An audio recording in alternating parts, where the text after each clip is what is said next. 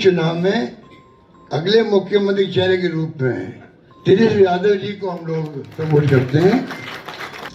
मुकेश सहनी जी ऐसे नौजवान को हमने तय किया है वो उप मुख्यमंत्री होंगे। नमस्कार, मेरा नाम है मनीष और आप देख रहे हैं खबर तरंग। देखिए, आज की सबसे बड़ी खबर है कि महागठबंधन ने संयुक्त प्रेस वार्ता में मुख्यमंत्री का चेहरा घोषित कर दिया है। राजस्थान के मुख्यमंत्री रहे अशोक गहलोत ने ये कहा कि महागठबंधन की ओर से मुख्यमंत्री का चेहरा रहेंगे तेजस्वी यादव। इसके साथ ही मुकेश सहनी उप मुख्यमंत्री का चेहरा रहेंगे। इसके साथ एक और उप मुख्यमंत्री रहेगा जो कि संभवतः कांग्रेस की ओर से होगा। हम महागठबंधन के लोग केवल सरकार बनाने के लिए ही नहीं, मुख्यमंत्री बनने के लिए नहीं, बल्कि हम लोगों को बिहार बनाने का काम करना है। इसलिए हम लोग एकजुट हुए हैं और हम आदरणीय लालू जी का, राबड़ी देवी जी का, मैडम सोनिया गांधी जी का, राहुल गांधी जी का, खड़गे साहब जी का, प्रियंका गांधी जी का, दीपांकर जी का, मुकेश सहनी जी का, डी राजा साहब जी का, आईपी गुप्ता जी का, बेबी साहब जी का, नरेश जी, ललन जी का हम दिल से धन्यवाद देते हैं कि सभी महागठबंधन के साथियों ने मुझ पर पुनः भरोसा जताया है। इसके लिए सभी हमारे महागठबंधन के नेता हों, कार्यकर्ता हों, उन सब लोगों को दिल से हम धन्यवाद देते हैं और उन सभी लोगों से जरूर कहना चाहेंगे कि जो उम्मीद, जो विश्वास आप लोगों ने हम पे जताया है, उस उम्मीद पर हम जरूर खरे उतरेंगे और मिल करके जो डबल इंजन की सरकार है, एक इंजन भ्रष्टाचार में है, एक इंजन अपराध में है, ऐसी 20 साल पुरानी निकम्मी सरकार को हम लोग उखाड़ करके फेंकेंगे। ठीक कहा अशोक गहलोत जी ने कि भाई हमारा तो जॉइंट प्रेस कॉन्फ्रेंस भी हो गया, इससे पहले कई राउंड हम लोग साथ भी बैठे, लेकिन हम लोगों ने नीतीश जी के साथ जो अन्याय हो रहा है एनडीए में, एक बार भी कोई भी जॉइंट प्रेस कॉन्फ्रेंस नहीं की गई है और ना ही ऑफिशियली रूप से मुख्यमंत्री का चेहरा घोषित किया गया है। तो हम लोग तो शुरू दिन से ही कह रहे थे कि भाजपा के लोग नीतीश जी को दोबारा मुख्यमंत्री नहीं बनाएंगे और इस पे और किसी ने मुहर नहीं लगाया है, बल्कि अमित शाह जी ने एक बार नहीं कई बार इस बात को बोला है कि विधायक दल की जो संख्या होगी वो तय करेगा। लेकिन अमित शाह जी से हम जानना चाहेंगे, इस बार आप ये बात कह रहे हैं, पिछले बार तो ये बात नहीं थी। यह लगातार 20 साल से एनडीए की सरकार है, हमेशा से मुख्यमंत्री का चेहरा आप लोगों ने घोषित किया। आखिर क्या कारण है कि इस बार आप नीतीश कुमार जी का मुख्यमंत्री के चेहरे का नाम का घोषणा क्यों नहीं कर रहे? अब ये सवाल बड़ा खड़ा होता है। तो हम लोग तो जो कहते थे वही हो रहा है और आप देख लीजिए, जो भी जनता दल यूनाइटेड में जो नेता हैं, नीतीश जी के खराब सेहत का वो चेहरे का इस्तेमाल करके 3-4 नेता जो भाजपा के लिए ही काम कर रहे हैं, जो जनता दल यूनाइटेड को खत्म करने में लगे हैं, अब चुनाव के बाद जनता दल यूनाइटेड को भी ये लोग खत्म कर देंगे, दल नहीं रहेगा। यानी आप मान के चलिए कि नीतीश कुमार जी का ये आखिरी चुनाव है। ये स्पष्ट अमित शाह जी ने कर दिया है, निर्णय ले लिया है। देखिए, एक कसक बिहारी होने के नाते शुरू से रही है कि हमारा राज्य अव्वल राज्यों में आए, लेकिन 20 साल राज करने के बाद भी राज्य में 11 साल केंद्र में मोदी जी प्रधानमंत्री रहते हुए भी सबसे अगर कोई गरीब राज्य है तो बिहार है, सबसे ज्यादा अगर बेरोजगारी है तो बिहार है, सबसे ज्यादा अगर पलायन होता है तो बिहार में। महंगाई है, कारखाने नहीं है, यहाँ उद्योग नहीं है, धंधे नहीं है, पढ़ाई दवाई कमाई सिंचाई की व्यवस्था नहीं है, फूड प्रोसेसिंग यूनिट्स नहीं है, आईटी हब नहीं है, एसईजेड नहीं है, आईटी पार्क की व्यवस्था नहीं है, एग्रो बेस्ड इंडस्ट्री नहीं है बिहार में।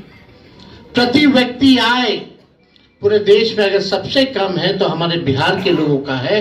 प्रति व्यक्ति निवेश सबसे कम है। किसानों के आय के मामले में बिहार सबसे फिसड्डी है और यहाँ अपराध चरम सीमा पर है। 70,000 से भी ज्यादा हत्याएं 20 साल में हो गई, ना सुनवाई है ना कार्रवाई होती है। भ्रष्टाचार ब्लॉक थाना चले जाइए, बिना भ्रष्टाचार के बिना घूस दिए हुए कोई काम नहीं हो रहा। चारों तरफ से अफसरशाही लागू है, जनप्रतिनिधियों की भी पूछ नहीं है, मंत्रियों की भी पूछ नहीं है। डिपार्टमेंट मंत्री नहीं बल्कि सेक्रेटरी चलाता है। ये बिहार की सच्चाई है। अभी 70,000 करोड़ का घोटाला आया सीएजी की रिपोर्ट में, कोई हिसाब किताब नहीं। एक बार नहीं कई बार पेपर लीक हुए, किसी पे कार्रवाई नहीं की गई। कितने बड़े से बड़े घटनाएं हुए बिहार में, सृजन घोटाला हुआ, बालिका गृह कांड हुआ, कोई गिरफ्तार नहीं, कुछ भी नहीं। लगातार घोटाले पे घोटाला हो रहा है। चूहा बांध काट दे रहा है तो बांध गिर जा रहा है, चूहा पुल गिरा देता है काट के, चूहा करोड़ों लीटर शराब पी जाता है थाना में, कोई हिसाब किताब नहीं। कहीं न्याय लोगों को नहीं मिल रहा। जो स्थिति बिहार की है, गोलियां चल रही होती है पटना के शहरों पर, बड़े बड़े उद्योगपतियों को, इंडस्ट्रियलिस्ट को। यही बगल में आप जहां हम लोग आज बैठे हैं, बगल में खेमका जी की हत्या कर दी जाती है, हाजीपुर में उनके बेटे की 4 साल पहले हत्या कर दी जाती है। मुख्यमंत्री आवास के बाहर गोलियां चलती है, कुछ नहीं होता। हमारे घर के आवास के बाहर गोलियां चली, आज तक कोई नहीं पकड़ा गया। सचिवालय के बाहर गोलियां चलती है, कोई पकड़ा नहीं गया। लगातार अफसरशाही, भ्रष्टाचार, अपराध से लोग परेशान हो चुके हैं। इस सरकार के पास देखिए, हम लोग तो अपना विजन लगातार बता रहे हैं।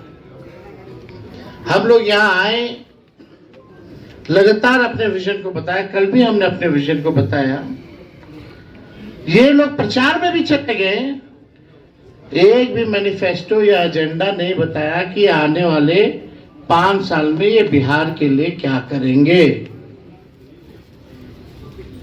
आप लोग सब लोग गवाह हैं, चाहे भाजपा के प्रधानमंत्री हो, अमित शाह हो, नीतीश बाबू हो, किसी भी व्यक्ति ने अपना agenda, road map, vision, blueprint अगले 5 साल के लिए नहीं रखा। लेकिन ये नकलची सरकार, तेजस्वी ने जो कहा उसका इन लोगों ने नकल किया। हमने पेंशन बढ़ाने की बात की 1500 रुपए, तो ये 1100 करते। हमने 200 यूनिट फ्री में बिजली की बात की तो 125 यूनिट ये फ्री में देने लगते हैं। हमने डोमिसाइल की बात की तो ये डोमिसाइल की बात करते हैं। हमने युवा आयोग की बात की तो इन्होंने युवा आयोग के बारे में बात की। हमने 5 लाख सरकारी नौकरियां दी तो अब ये भी नौकरी की बात कर रहे हैं। हम लोग माई बहन मान योजना लाए तो ये 10,000 का घूस एक तरह का देके, रिश्वत देकर के चुनाव से पहले उधार यानी लोन जो है वो दिलवाने का काम कर रहे। तो ये नकलची सरकार है, इसके लोगों के पास कोई विजन नहीं है। ये लोग थके हुए लोग हैं। ये लोग किसी भी कीमत पे केवल सत्ता और कुर्सी पर बैठना चाहते हैं, ना कि बिहार की जनता को सेवा करना चाहते हैं, ना कि बिहार के लोगों को आगे बढ़ाना चाहते हैं। एक शुगर मिल प्रधानमंत्री जी ने नहीं चालू की, लेकिन तेजस्वी ने महागठबंधन की सरकार 17 महीने में रीगा का चीनी मिल जो है 17 महीने में चालू करके दिखाने का काम किया। 5 लाख नौकरियां हम लोगों ने दी, 3.5 लाख नौकरियां प्रक्रियाधीन कराई, 4.5 लाख नियोजित शिक्षकों को हम लोगों ने राजकीय कर्मी का दर्जा हम लोगों ने दिया।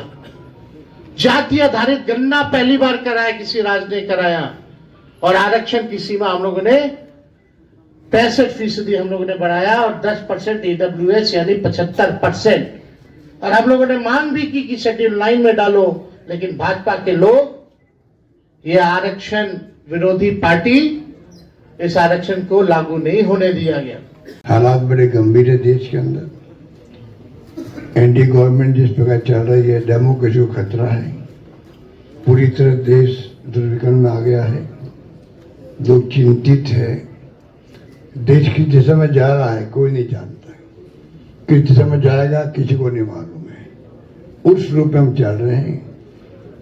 आलोचना कर दो, जेल में जाओ, चाहे वो पत्रकार हो, साहित्यकार हो या कोई एक्टिविस्ट हो। इन हालातों में देश चल रहा है, तो हम सबकी जिम्मेदारी बनती है ऐसे वक्त में देश क्या चाहता है उसका भी हम ख्याल रखें। पूरा मुल्क अभी बिहार की तरफ देख रहा है कि बिहार में चुनाव होंगे, किस करवट फैसला होगा। बिहार में आप मुझसे ज़्यादा जानते हैं क्योंकि यहाँ के रहने वाले भी हैं, एक्सपर्ट भी हैं, मीडिया के साथी भी हैं। हालात बड़े गंभीर हैं, चाहे बेरोजगारी हो, चाहे वो अन्य समस्या लोकल हो जो बताई गई। अभी आपके सामने जब बताया दीपांकर जी ने और सानी जी ने, सब साथियों ने, तो हालात वही है। किसान हो, मजदूर हो, आम आदमी हो, छात्र हो, युवा हो, चिंता लगी हुई है रोजगार की उसको। और जब हम लोग देखते हैं, पूछते हैं, तो लोग बदलाव चाहते हैं। खड़गे साहब ने, राहुल गांधी जी ने, सबने भी असेसमेंट करवाया। सब लोग देखते हैं कि बिहार में किस रूप में जनता का एक मनोबल बना हुआ है, विश्वास बना हुआ है, इस पर बदलाव होगा। राहुल जी की यात्रा हुई, तेजस्वी जी साथ थे, दीपांकर जी साथ थे और सब साथी साथ थे। जिस प्रकार पब्लिक ने रिस्पॉन्स दिया, पूरे देश ने देखा उसको, पूरे देश ने देखा। इन हालातों में हम लोग चल रहे हैं।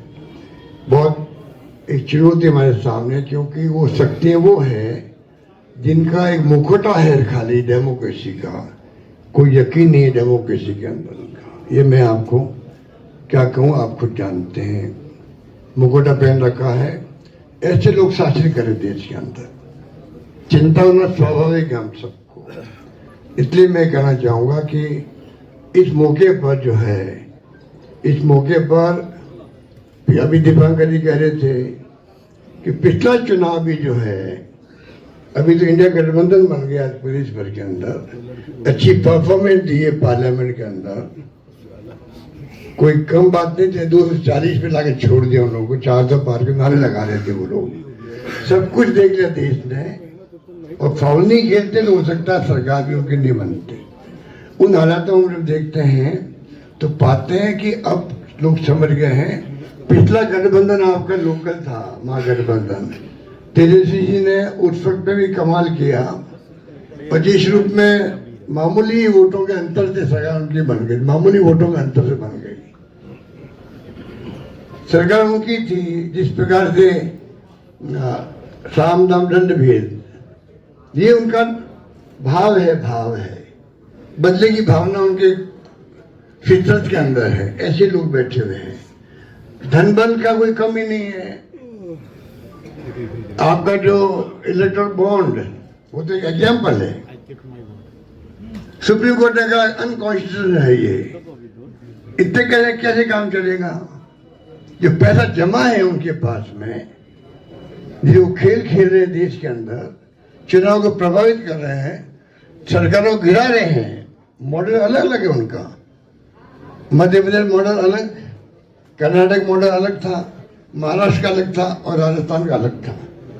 राजस्थान की दाल नहीं गली, इतना फर्क है। आप सबके आशीर्वाद से हमारी सरकार बच गई और 5 साल हमने शासन किया। उन्होंने कमी नहीं रखी थी सरकार गिराने के लिए। उस माहौल में देश में जो हालात बन रहे हैं, ये भी मॉडल है चुनाव जीतने का भी। किस प्रकार फाउल खेलो, किस प्रकार गुमराह करो, लोगों को भ्रमित करो, झूठे वादे करो, झूठे आरोप लगाओ विपक्ष पर। यही राजस्थान में भी किया हमारे। मैं तो अपने अनुभव से कह सकता हूँ, हमारी सरकार बन सकती थी इसे बाहर। तो उन हालातों में लोग जो प्राइम मिनिस्टर हो, चाहे गृह मंत्री हो या इनके खुद के लोग हों, जिस प्रकार ये राजनीति कर रहे हैं, जनबल के आधार पर कर रहे हैं। आप हम सोच नहीं सकते, जो अनुभव बताता मैं मध्य महाराष्ट्र का भी कोई सोच नहीं सकता किस प्रकार ये धनबल का उपयोग करते हैं चुनाव जीतने के लिए। चुनाव आयोग की हालत आप जानते हो। ऐसा चुनाव आयोग, मैं 50 साल से राजनीति कर रहा हूं और मैंने देखा है केंद्रीय मंत्री के रूप में भी और मुख्यमंत्री 3 बार में रहा हूं। ऐसा माहौल इलेक्शन कमीशन में, इतनी बदतमीजी, इस प्रकार का व्यवहार विपक्ष के साथ में मैंने कभी नहीं देखा आज तक। उनके पत्र भी आएंगे खड़गे साहब के पास में, किसी के पास में, तो लैंग्वेज लिखी होगी, वो आप सोच सकते हो कि क्या स्थिति बनती है, क्या लिखते हैं। प्रेस कॉन्फ्रेंस करेंगे, क्या आरोप लगाते विपक्ष पे, ऐसा कभी आज तक नहीं होगा। लोगों विश्वास उठ रहा है इलेक्शन कमीशन से भी। चाइना में भी और रशिया में भी इलेक्शन कमीशन है, वहां पे भी।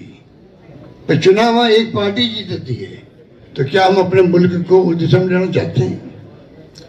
वो चिंता हम सबको होनी चाहिए, आपको भी होनी चाहिए।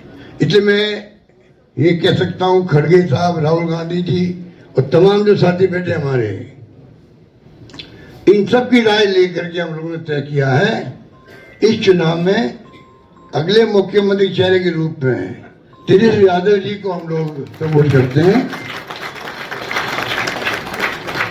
जो एक नौजवान है, लंबा फ्यूचर है इनके साथ में। और मेरा अनुभव से मैं कह सकता हूं, जिसका लंबा फ्यूचर होता है पब्लिक उनको साथ देती है। ये नौजवान है, कमिटमेंट रखते हैं। पिछली बार भी जो स्लोगन दिए थे, नौकरी के दो या कोई दो, या जो वादे किए थे उसमें खरे उतरेंगे। ऐसा व्यक्तित्व आपके सामने नौजवान के रूप में आया है। सोच समझ के सबने फैसला किया है। ये नेता के रूप में उतरेंगे मैदान में। राहुल गांधी जी ने मिलकर जो यात्रा करी थी, बड़ा इम्पैक्ट है। आने वाले वक्त में इनके अलावा राहुल जी भी आएंगे और नेता आएंगे, प्रियंका जी भी आएगी, सब नेता आएंगे। और हम सब जो बैठे स्टेज पर, सब मिलकर संकल्प किए हुए हैं कि जो हालात देश के हैं, देश हित के अंदर और देश चाहता है उसके अनुसार हम चाहेंगे कि बिहार में ये जो लंबे समय तक नीतीश कुमार रहे हैं सत्ता में, अब कुछ कर नहीं पा रहे। अब तो हम पूछना चाहते हैं अमित शाह जी से, इनकी पार्टी के अध्यक्ष जी से, क्या बताइए, हमारा नेता तो हो गया तेजस्वी यादव, आपका नेता कौन है बता दीजिए। इससे काम नहीं चलेगा कि नीतीश कुमार के नेतृत्व में चुनाव लड़ा जाएगा। अगला मुख्यमंत्री का उम्मीदवार आपका कौन है, ये उनको बताना पड़ेगा। ये हमारी मांग है। और मांग क्यों है?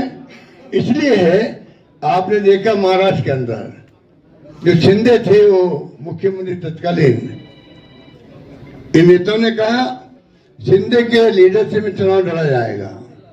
मैसेज दिया गया ये मुख्यमंत्री बनेंगे, और बाद में मुख्यमंत्री बना दिया और किसी को। यही बात लागू यहाँ हो रही है। अमित शाह जी आए, कह के चले गए हम चुनाव के बाद में तय करेंगे मुख्यमंत्री कौन बनेगा हमारा, पर नीतीश कुमार के नेतृत्व में चुनाव लड़ा जाएगा। तो महाराष्ट्र का एग्जाम्पल सबके सामने है। इसलिए मैं इतना ही कहना चाहूंगा कि चुनाव में हम लोगों ने सोच समझ के तेजस्वी जी को घोषित किया नेता, और मैं पूरा यकीन है कि जो है तेजस्वी जी की घोषणा करना मायने रखता है। साथ में सबकी राय बनी है कि जो हमारे अन्य पिछड़ा वर्ग के साथी हैं,